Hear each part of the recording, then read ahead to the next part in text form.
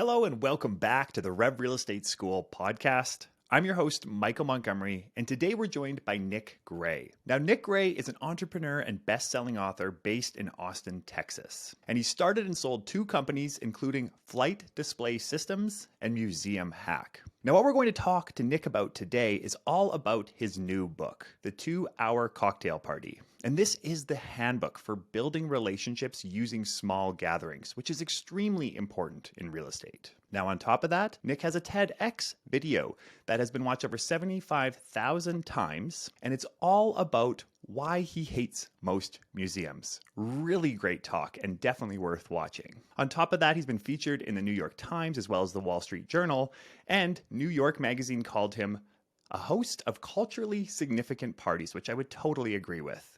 Enjoy this episode with Nick Gray. Nick, how are you doing today? Hey, welcome. I'm happy to talk about parties and events and things like that. We're so excited to have you on the show, and specifically because real estate agents, we know we need to be hosting parties. We need to be hosting events, but where do we start? Who do we invite? So really excited to dive into this with you today. Good. So just to kick things off, it's interesting because you've described yourself as a shy person growing up. And somehow something has changed, or maybe it hasn't changed, but what was the moment that made you decide, hey, parties are the way to go here? I moved to New York City in my mid to late 20s, and I didn't know a lot of people, and I didn't know how to meet people. But some of my roommates in college had become very successful. This just sounds weird, but I was competitive, and I didn't want to just ride in their coattails and just be a hanger-on to their parties and their friends. And that is what really encouraged me to say, all right, I'm going to learn how to make my own friends, how to build my own network. And I think it was that combined with just not being successful at normal networking events. And why do you think that is? I think honestly, that's probably something that rings true for a lot of folks. Why is it that we don't just go to networking events and have the outcomes that we're looking for? I think these days networking events get a bad rap justifiably. They're gross and transactional and they feel slimy and people are just what's in it for them. And I think I probably had a lot of the same experiences. It's also, it's kind of hard to meet people. You're just based on physical proximity, who you go up and chat with. So much wrong with networking events today that I think everybody throws out. They say, oh, networking's not for me. I've been to 1 or 2 meetups and it's just not good. But there's a better way to do it. That's what I found. Yeah, absolutely. And let's jump into that because you've really taken this and you've taken it away from this whole concept of networking events or even dinner parties and turned it into this fantastic framework and this 2-hour cocktail party format. And you're also an advocate for this being at home for people as well, right? Yes, which might be controversial, but we can talk about that. But I think it's got to be hosted at home. Yeah, let's start with that. Let's talk about hosting events and parties at home. And then, of course, we're going to get into the framework so everyone can understand how to actually host this. Okay. But why are we hosting them at home? So you have to host at home because it turbocharges the relationship. It makes it feel more vulnerable, more generous. Think about it. When it's at a bar or a restaurant, there's a tab. You have to pay for everybody's drinks. Even if you're going to pay for everything, it just sets it in a different mindset that it's sales related. When you invite someone into your home, it's like you're going on a little date with them. You are being vulnerable. And for anyone listening that's an agent saying, oh, well, my home doesn't represent where I am in my career. My home doesn't portray the type of person I want them to think. I would challenge you on that. And we can talk about why. But I've worked with a lot of people who say, my home isn't where I am. I live in a 2-bedroom apartment and I project this image as a successful agent or entrepreneur. I don't actually want people to see where I actually live. To that, I would say, I worked with this woman in New Jersey who had the same situation. She said, look, I'm an entrepreneur. I project this image of success. Where I am now, I live here because it's where I am, but it's not what I want to be. And she said, what I learned was, once I got over that resistance, once I actually stepped up to host an event, nobody showed up to my house and said, oh, they didn't show up and they don't judge you. They don't leave to host a rival cocktail party at somebody else's house with a nicer place. They appreciate the invitation, the vulnerability, and the leadership that you actually hosted the event, that you actually did it. And that will supersede anything about your place and the condition or the neighborhood it is or something like that. Yeah, that makes a lot of sense. It definitely shows that level of vulnerability. And what I'm hearing is a lot of times these are limiting beliefs in our minds that we think people are judging our house when in fact they're so excited to actually be there and be part of this event. Yeah, I love that phrase that it's a limiting belief. And I would challenge anyone listening to this to say, oh, I can't do it. My house is too small or it's not in the right neighborhood. That's a limiting belief. And I know why personally I hosted events in my tiny New York City apartment. Very small. And I'll tell you something counterintuitive. Sometimes the smaller the space, the better the energy. Why is that? In a huge house and you invite 15, 20 people, the room still feels dead. I actually encourage people in large houses to block off areas, to even set up room dividers in the living room to make it feel more crowded, because that energy is what you want at a gathering like this. And so small houses, small parties, I'll actually include one in the show notes.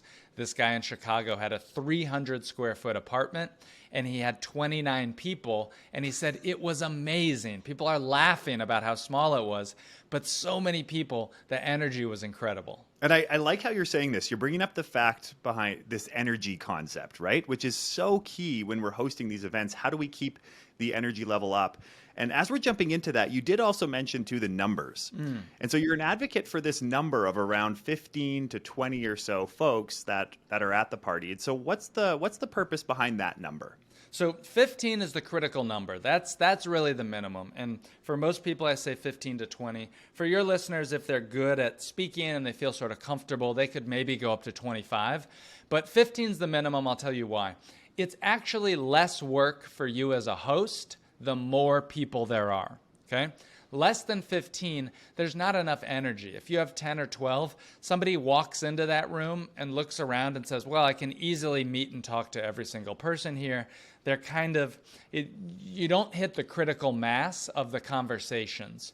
When you have 15 people in a 2-hour party, which we can talk about why your party must be only 2 hours long, but with 15 in a 2-hour party, you probably won't talk to every single person there. And it gives that sense of like, wow, there's a lot of people here. More than 20, more than 25, and your icebreakers are too long. It's too complicated to go around the room and get a little sound off and kind of connect with everybody. Now, for advanced hosts, yes, you can learn how to run your icebreakers fast, up to 25, even up to 30 people. But beyond that, you're really not going to create the connections in the 2 hours that I really want you to have. Yeah, that makes a lot of sense. And again, it kind of brings my mind to this concept of energy. If we have a group of like 5 people, we feel like it's one conversation. When we have 15, there's multiple conversations that are occurring at the same time. Yes. Have you heard that? By the way, that for dinner parties, which I'm kind of against, but for dinner parties, when it's above 6 people, the conversation will naturally bifurcate. It'll split into 2 different conversations. And so even if you're hosting a dinner party, I really wouldn't recommend more than 6 or 7 people unless you're a very advanced host. That makes a lot of sense. And maybe walk us through a little bit more as to your thinking around why dinner parties may not be the best approach. And then we'll jump into the 2-hour cocktail party. So I hosted many dinner parties on my journey to figuring out the perfect hosting formula, probably dozens of them, with business owners and entrepreneurs. And ultimately what I found was that a dinner party took a lot of work on my part. And it created a lot more stress in the planning. If I was hosting with 6, and if 1 or 2 people were to cancel, because that happens, work stuff comes up, you got to sign a contract. If 1 or 2 people canceled, it really threw off the whole energy and the vibe that I wanted. Now I only have 4 people. It's not nearly as exciting. I found with cocktail parties, I could reach and connect with more people, 15 to 20, in the same time as a dinner party. And that idea of whether it's the reciprocity principle or just building your network of acquaintances, I loved the idea of 20 people versus 6. The math was obvious, and I found that I got about 80% of the benefits with 20% of the work. Dinners are stressful. People have dietary requirements. You have to order. You have to plate the food. You need seating. You're locked in.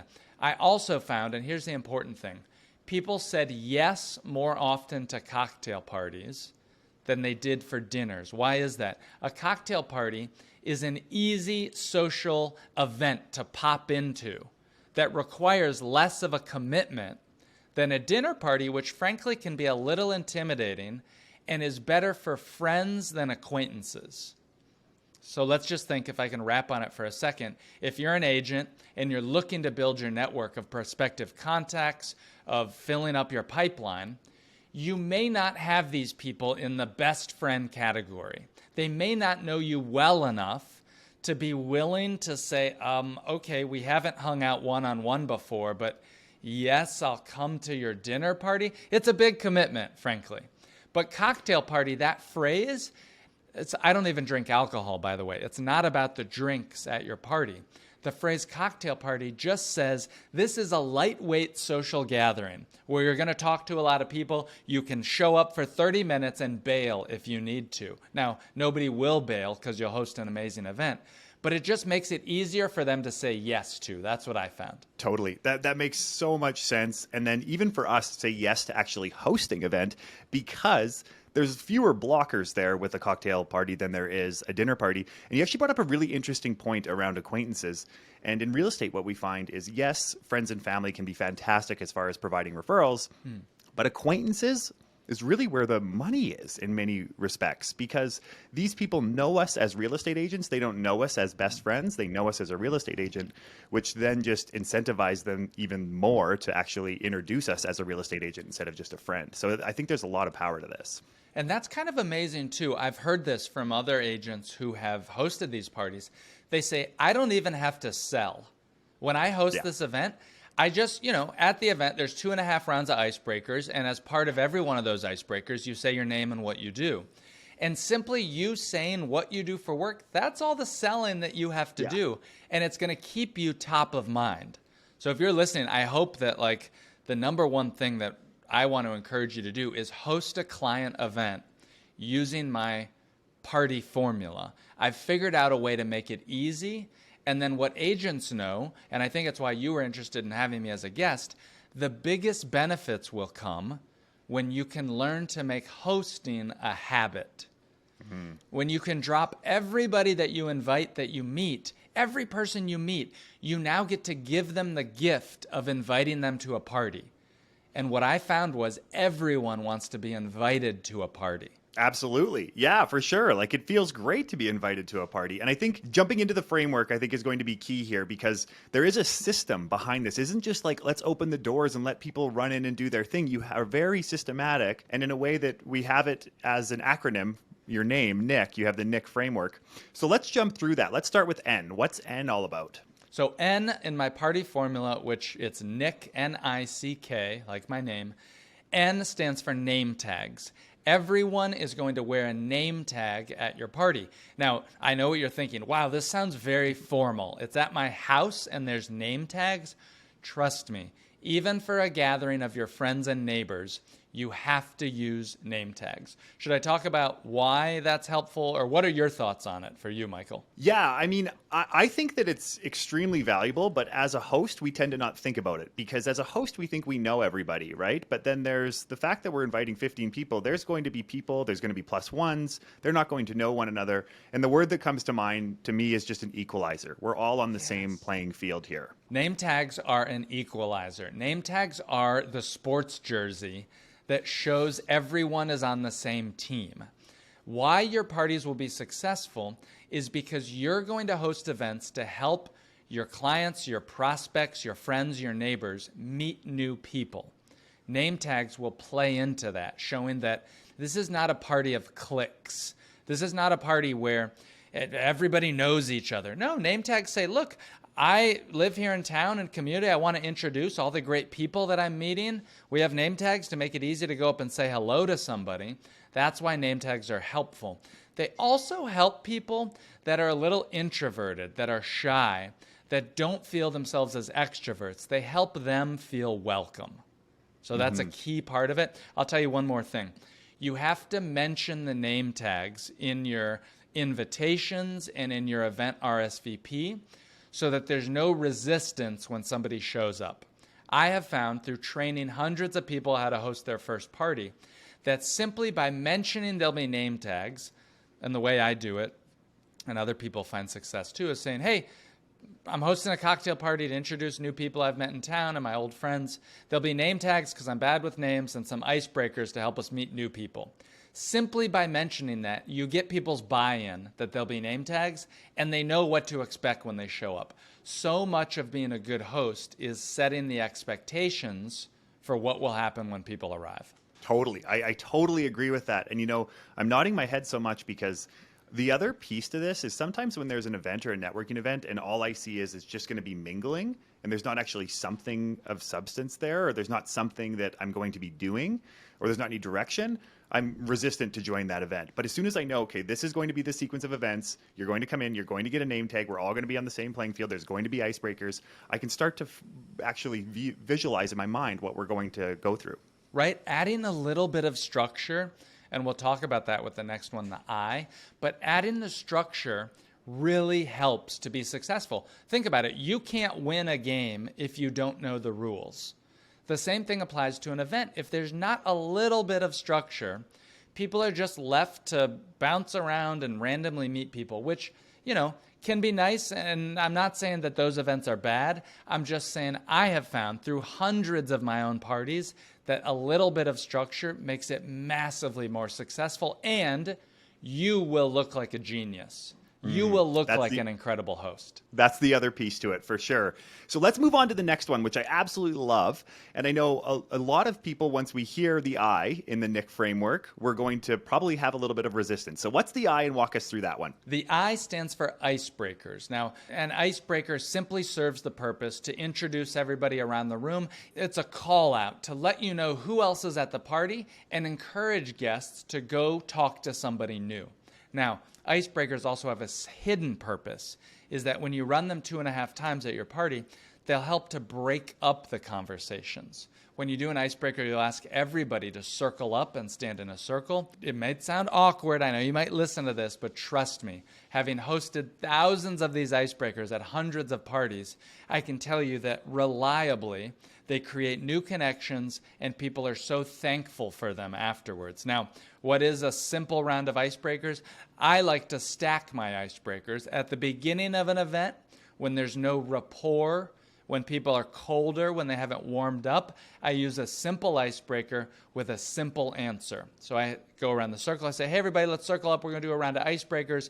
Purpose of this party is to help you meet new people. I know how hard it can be to meet people these days. We're going to go around the circle. Just say your name, say what you do for work or how you spend your days, and then tell me one of your favorite things to eat for breakfast. What's your go-to? What do you like to eat in the mornings? Now, that icebreaker might sound cheesy or something you do in elementary school, but it works well 100% of the time because everybody eats or doesn't eat breakfast. Breakfast usually has a positive connotation, and it's fast, and it expresses a little bit of our personality without judgment. So I like that icebreaker. The answer, by the way, doesn't matter. It's not like I'm only going to talk to people that are on keto. No, it just gets people to share a little bit about themselves. And the work thing is actually the most important part of it. I don't like to say that, but for a real estate group, I will. You never know who's looking for a new job, whose local business you can support, or who you want to connect with. So we ask everybody always as a part of the icebreaker to say their name and what they do for work, and that is important. That makes a ton of sense. It makes a ton of sense, and I really like this concept of having multiple icebreakers, and you alluded to this too, because it's not just the icebreaker. The icebreaker is fantastic. It gets people talking.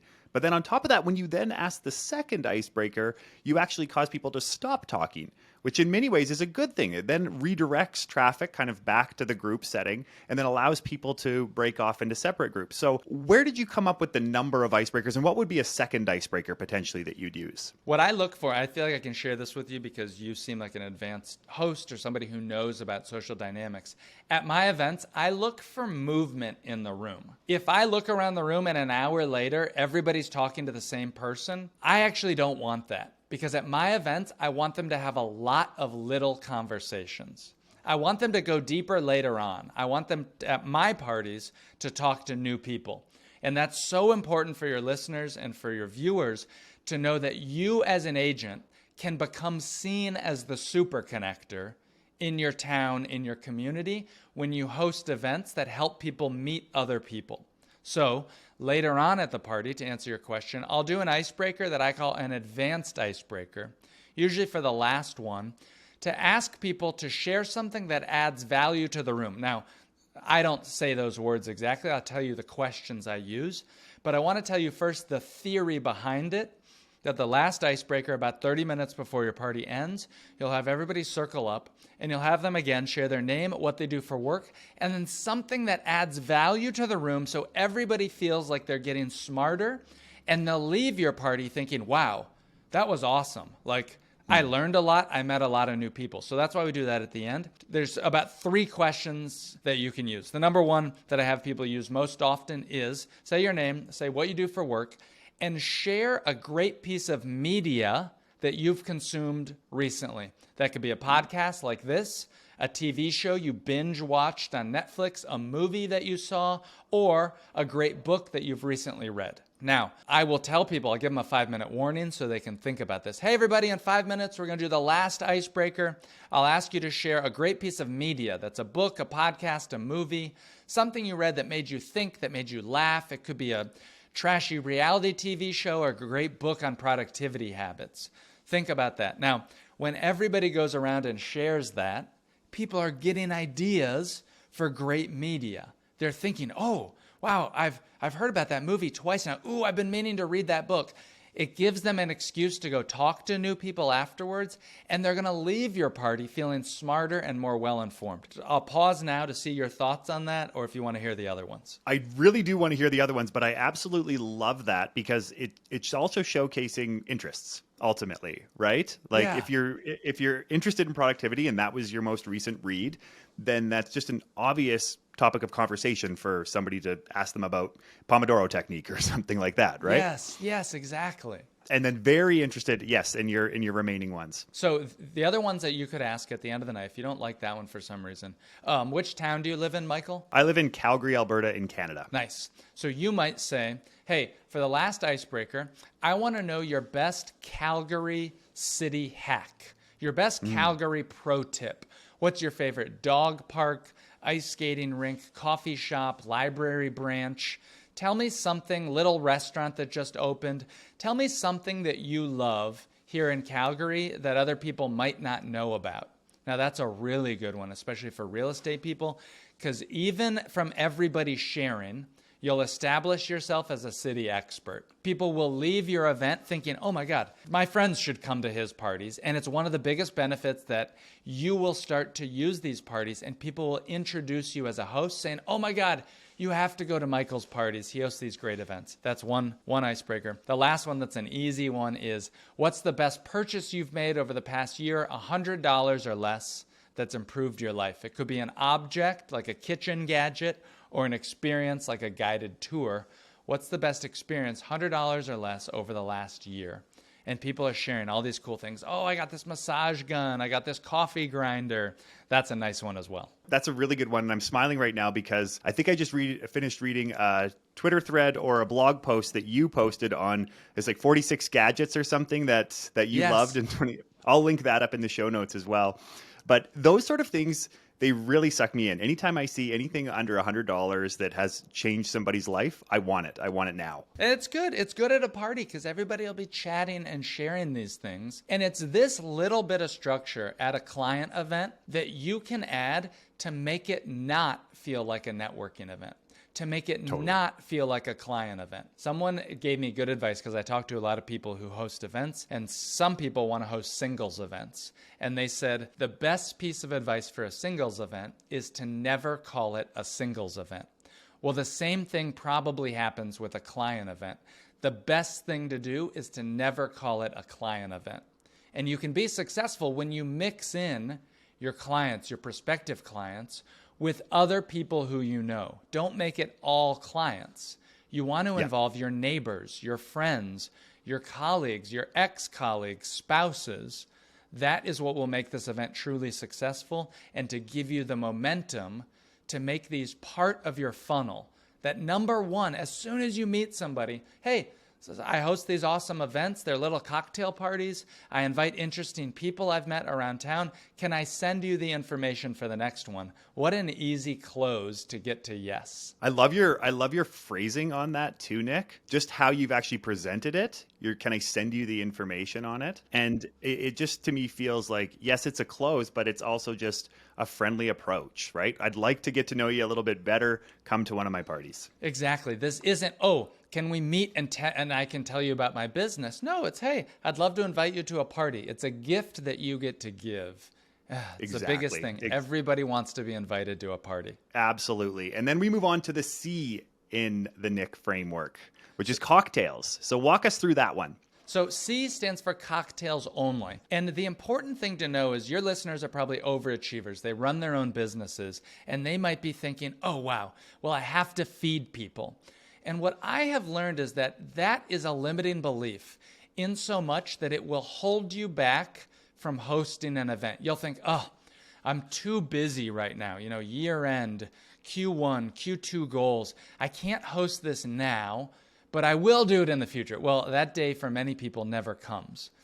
And when you can learn that my book will show you the MVP, the minimum viable party, what's the easiest event that you can host? Because the best event is the one that you actually do. And it's one that you can do repeatedly. So C stands for cocktails only. This is not a dinner party. Do not cater appetizers. And here's why. Because it makes it more complicated for you. I want to show you a new structure that you can do this easily. Now, you can have finger foods. You can have chips and salsa and pretzels and nuts and very simple stuff. But I've worked with too many people who say, oh, I make these famous samosas for my family. Well, once they have samosas, they're like, well, now I make this homemade chutney, and now they have chutney, and now they have to serve this. And before they know it, it's this full dinner, and they spend too much time on the food. It's not about the food, it's about the people. So stick to C, cocktails only. By the way, if you don't drink alcohol or you don't want to serve, you can still do this. I'll include a link. I work with people who don't drink alcohol. They don't even want to have it in their home, and they do a mocktails party. That's fine. It's not about the drinks, but that's just what we use to explain. So people easily, cocktail party, easy. Yes, I will come. Yes, I love that. It's just easy. The other thing where my mind is going right now is if somebody's listening and they're relatively new in real estate, they're building up their business and potentially they don't necessarily have the budget to be hosting a big dinner party or want to host a big dinner party for that reason. This can be done under a lot of budgetary constraints. We're doing it in our own house. Yes. We're not serving food, maybe just finger food, which is cheap, and then cocktails. That's really the main expense. That's it. I'm so glad you mentioned that. I built this with the idea that anybody can do it, and you can do the whole thing for under $100. Cocktails, you might be thinking, I don't even know how to make a cocktail. Well, guess what? Neither do I. It is a self-serve bar. You're going to get some very basic liquor, 2 bottles of wine, some red wine, some white wine, maybe 2 bottles of each, and some non-alcoholic mixers, and you're just going to set it out on the table. All of those supplies you can buy for under $100 to host this event. You don't need fancy decorations. You don't need anyone can learn how to do this, and that's why I'm on this mission. I think I told you to get 500 people to host a party for their friends and neighbors because it is hard to make new people. A stat came out that said that I think 18% of men in the US and Canada don't have a single close friend. That's wild.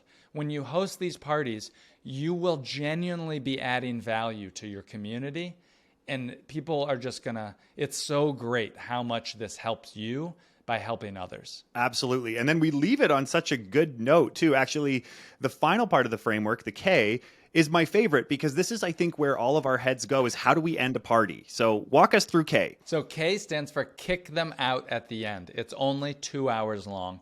Now, similar to name tags and icebreakers, by setting the expectations, you're going to set the expectations in your invites and in your RSVPs and your reminder messages, which is another key point we should talk about, but that it's only 2 hours long. And how do you do that? By just simply stating the start time and the end time.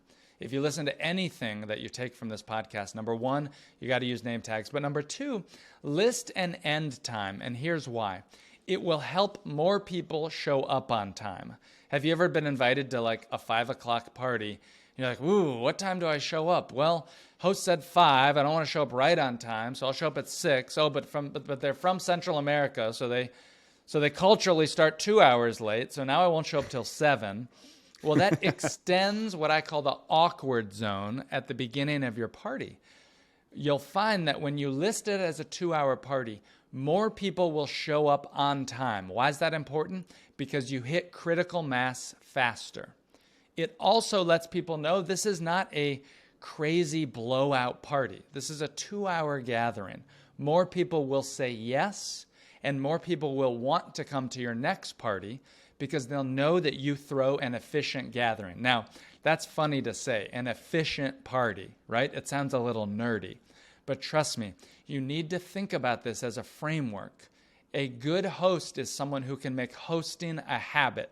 You'll change your life, you'll boost your career when you can learn how to host these events every 4, 6, 8 weeks. It will change your life. I'm so passionate about it. That's why I'm like on this mission. Well, it's so true. And the other thing about kicking people out, in a sense, is like a lot of times this is going through our minds, right? Like when I'm an attendee at an event, sometimes it's like, okay, I got to get going here, but I don't want to be the first one to leave. I don't want to be that guy who says bye to the host and then, you know, everyone's kind of focusing on me. So I wait for one person to leave and then I'll leave. Yes. It just allows everyone to leave, which I think a lot of people, myself included, after a couple hours, we're ready to go. Absolutely. And people will thank you for this as well, for ending the party on a high note.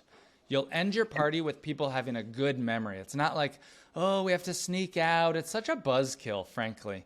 That's what I put out a video that went viral recently that said, hey, if you're at a big party and you're ready to leave, just leave. Don't say goodbye to the host. Don't bring the energy of the whole room down. Well, as a host, you'll get to end that energy yourself. And while it might feel weird, you'll look around the room. This is something that happens a lot, Michael. Somebody's their first party and they say, oh my God, people are having so much fun. I can't stop it for an icebreaker. I can't stop it to kick people out. And then afterwards they say, oh God, I wish I followed your formula. I wish I would have done that. Because then we stayed up too late. People started talking. There's all these tips in the book, by the way, about how to end the party. But I'll give your listeners one way now, is that you'll set the expectations. There's a start time, there's an end time. About 10 minutes before the party's scheduled to end, you'll simply make a last call. You'll turn the music down, you'll turn the lights up. Hey, everybody, thank you so much for coming. Party's scheduled to end in about 10 or 15 minutes. Grab a last drink if you want to. Say hey to somebody new. I'm so glad you guys came. I'll see you in about 10 or 15 minutes to wrap it up. That last call sets the expectations. You're starting to wind down. And then when the party's over, you'll just turn the music down, the lights up. You'll thank everybody. Maybe you'll do a group photo a little bit and then let people sort of trickle out and end the night. I promise you, they'll be thankful that you ended your party with assertive but generous leadership. And on a high note, too, I've heard you say this before, too, is oftentimes when people leave, it's kind of, you know, there's a lull in the conversation where instead you're leaving everybody and they're all excited, which then makes them want to come back to your next one. And refer you to their friends. You'll get referrals through this when you host a good event. Exactly. So let's dive into a few more of the details here, Nick, specifically when throughout the week you suggest people host these. So I think it's key to host it on what I call a green level day. Make it easier for people to say yes. Green days for me are Monday, Tuesday, Wednesday nights. Why? It's easier for someone to say yes to. They don't have other things scheduled, and they're less likely to cancel. People get invited to dinners, to parties, to events, to their kids' sports things on the weekends. So for me, I found that Thursday, Friday, Saturday night was too busy. More things popped up, and people were more likely to cancel or less likely to say yes. When I picked a day that other things weren't scheduled, like a Monday, Tuesday, Wednesday night, my attendance rate skyrocketed. Makes a lot of sense. It makes a lot of sense. You're just not competing for that same time space that you are on those other days. May I make a note about something else that's often overlooked but is really important, and it's the reminder messages for your party. I mention it in the book, and I go through a whole chapter that there's 3 reminder messages you want to send. One is 1 week before your party. It's a simple note. Hey, everybody, I'm so looking forward. I'll see you next week. Here's the page that you RSVP'd on. More details to come. Send that 1 week. It's quick. Takes them 10 seconds to read. The next one, you'll send about 3 or 4 days beforehand. And you're going to include what's really my secret weapon called guest bios. And the guest bios are a little blurb about people. Yours might be like, Michael lives in Calgary. He works in real estate and hosts a podcast. It's simple. It just gives them conversational access points. Mine could be, Nick just moved to Austin. He lived in New York for 13 years. Ask him about museums. Now, you don't have to know that ask them about this or that or the other. You could even just find someone's info on LinkedIn. I recommend including guest bios for half or more of all your guests. It's going to give those introverts, those people a little shy, more confidence to attend. It's going to give people on the fence excitement about your party. So include that in the reminder about 3 days before. And then you'll send one last reminder message the morning of your party. And this helps encourage attendance. Less ghosting, more hosting. People that follow my formula, I did a survey, they see about 93% attendance rate, which, most Facebook events, people are getting half or less. Meetups, they're getting 25%. With these parties, you're going to get incredible attendance rate. Why is that? Because people see that you're a host who cares. You're someone that they know, oh, this is actually going to be a good event. He's sending me reminder messages. I RSVP'd. I see other people are coming. It's just a guaranteed formula to make your event a success. I absolutely love those bios, Nick. I think that's such a good hack for people. And if I was attending a party and I saw that, I would be so excited. I'd probably be writing down like who I need to talk to. And then when I'm going in there, it's just easy conversation. And it just, again, it doesn't take a ton of work from the host, especially if we're looking at 15 to 20 people here, but it's so impactful for the attendees. And if I saw my name there and it says Michael and it says what I do, I'm going to feel great about attending that too. Huge, right? Absolutely. Yeah. As we're kind of wrapping up here now, Nick, what about agents who know a ton of people? So some agents will have networks or databases of 300, 400, 500 people. How do we go about trying to tackle this if we want to make a habit out of it? So if you're an agent that has hundreds of people, and if you're someone who says, oh, I host events already, I do 100 people a year. Well, one, I'd say congratulations, because you're already at the top end of hosting and events and you've built your network. So good job for that. Use these events as a way to keep your list warm. Host small events, 15, 20, up to 25 people. Do not invite more. By the way, for your first party, if you're listening to this, make it a low stakes affair. Do not invite that client that you're desperate to close and connect with. Practice first on your friends, your neighbors, your colleagues. Learn how to run a good icebreaker so that you can go into it with the confidence later to close those clients. Don't try to do that first. If you have a huge list, I would really encourage you to keep it small and under control. Think about that MVP, minimum viable party. And you can do this every month. You can cycle through your list. It's what will keep your events exciting is that there's new people every time. Exactly. I think that's key. And the fact that if we're making this a habit, you'll eventually get through that list. We don't want to invite everybody, of course, but you'll eventually get through that list over the course of time. You will get through it. And by the way, I used to host parties. Sometimes I was in the mode in New York where I was hosting a party every single week just because I had a format and a formula. And you can get to that point. Maybe you want to hire catering. Maybe you want to. A pro tip is hire a bartender. Not just for the bartender to make the drinks, but to help you tidy, set up, and break down at the end of the night. It's an incredible ROI. You can get to that point to make this something that you can do repeatedly and easily.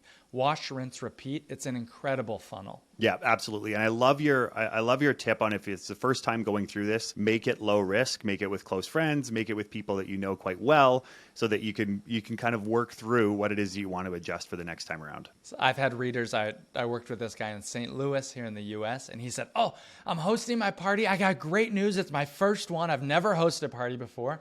And there's this girl I have a crush on, and I invited her. I said, no, red alert, no, please gently uninvite her. And he said, why? No, this is perfect. I said, no, you're going to be too nervous.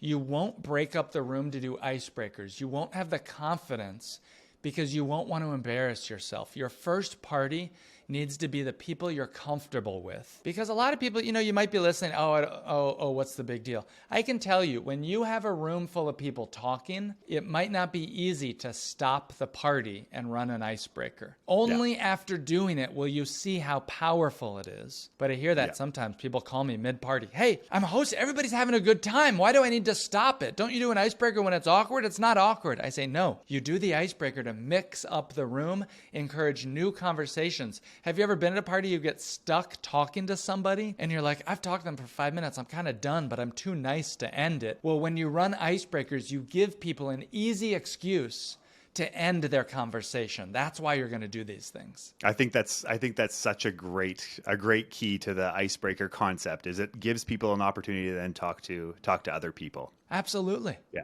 Nick, thank you so much for coming on. If folks want to start hosting their own party and if they want to pick up your book, how do you suggest they reach out and find out more about you in the book? So the name of my party is The 2-Hour Cocktail Party. It's available on Audible, on Amazon, anywhere books are sold online. I have some articles on my blog that I'll include in the show notes. How to host a party with kids. If you have kids, if you want to invite kids, what do you do with those kids? How to plan a networking event, how to host a happy hour.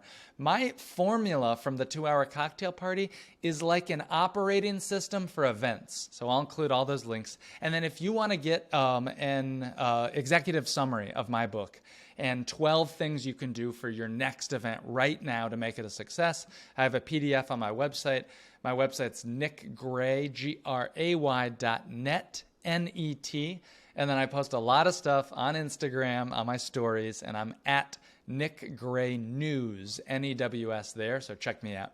Amazing, Nick. Thank you so much for coming on. This has been fantastic. And I would encourage everybody to go out there, and myself included, actually, I'm included in this, that as soon as I originally heard you and then read your book, I still have yet to host my first one. So I can raise my hand and say, I'm going to host my first one here coming up, and I would encourage everybody else to do the same. This will be awesome. I'd love to come back if you'd have me, and we'll talk about how it went and how agents can really use these to supercharge their business, to be known as the connector, the turbo connector within your community, to boost your referrals and other things. It's incredible.